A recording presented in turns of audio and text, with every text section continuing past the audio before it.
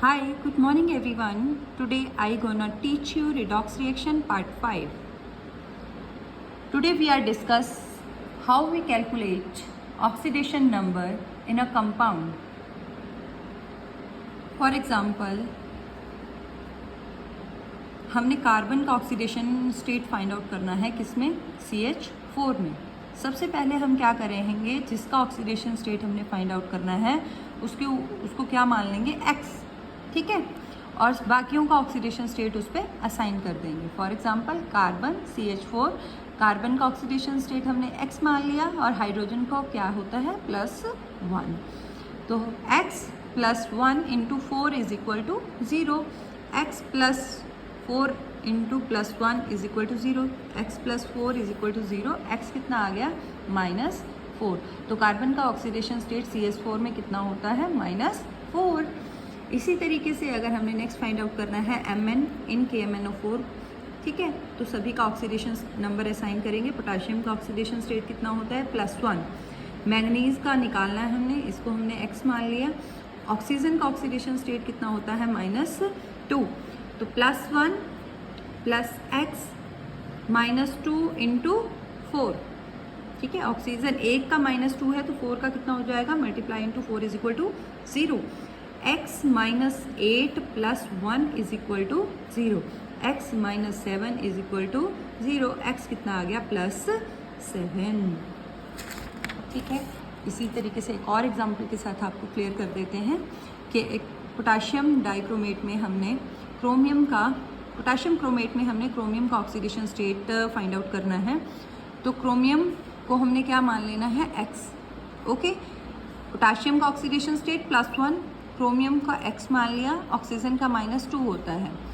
तो जितने जितने मॉलिक्यूल हैं उनको मल्टीप्लाई कर देंगे, +1 × 2 + X × 2 + -2 × 7 = 0, 2 + 2X -14 = 0, 2X -14 + 2 = 0, 2X -12 = 0, 2X 12, X = 12 / 2। तो X कितना आ गया, क्रोमियम का ऑक्सीडेशन स्टेट कितना होता है +6। अब हम देखते हैं SO4 2 नेगेटिव, इस पे ओवरऑल चार्ज कितना दे रखा है -2। S का हमने इसमें फाइंड आउट करना है ऑक्सीडेशन स्टेट, तो S को क्या मान लिया X, ऑक्सीजन का कितना होता है -2, ओवरऑल चार्ज कितना है -2।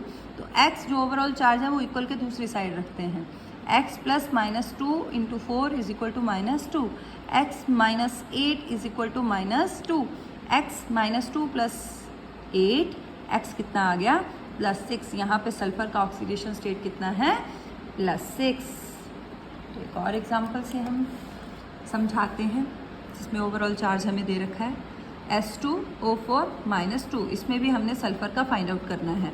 तो सल्फर को मान लिया X, ऑक्सीजन का ऑक्सीडेशन स्टेट होता है -2, ओवरऑल चार्ज कितना है -2, X × 2, 2X -2 × 4 = 8 = -2, 2X -8 = -2, 2X = -2 + 8, तो 2X कितना आ गया 6, X कितना आ गया 6 / 2, तो X हमारे पास कितना आ गया +3। अब कंपाउंड में एक कॉम्प्लेक्स में देख लेते हैं। FeCN6 ओवरऑल चार्ज दे रखा है हमें इसका 3 नेगेटिव। आयरन का इसमें हमने फाइंड आउट करना है, तो आयरन को X मान लिया। साइनाइड का कितना होता है ऑक्सीडेशन नंबर -1, ठीक है, और ओवरऑल चार्ज हमें -3 दे रखा है। तो X -1 × 6 = -3, X -6 = -3, X -3 + 6, X कितना आ गया +3। तो यहाँ पे हमारा इसका ऑक्सीडेशन स्टेट कितना आ गया है आयरन का +3। नेक्स्ट एक और कॉम्प्लेक्स देख लेते हैं, क्रोमियम H2O6 3 पॉजिटिव। वाटर का जो ओवरऑल चार्ज होता है वो कितना होता है, न्यूट्रल है ना, आप भी हमने रूल्स में पढ़ा था, तो इसका कितना होता है 0, X 0 × 6 = +3, तो सीधा ही क्रोमियम का कितना ऑक्सीडेशन स्टेट आ गया +3। एक और ले लेते हैं MnO4 नेगेटिव, इसमें भी ओवरऑल चार्ज -1 दे रखा है।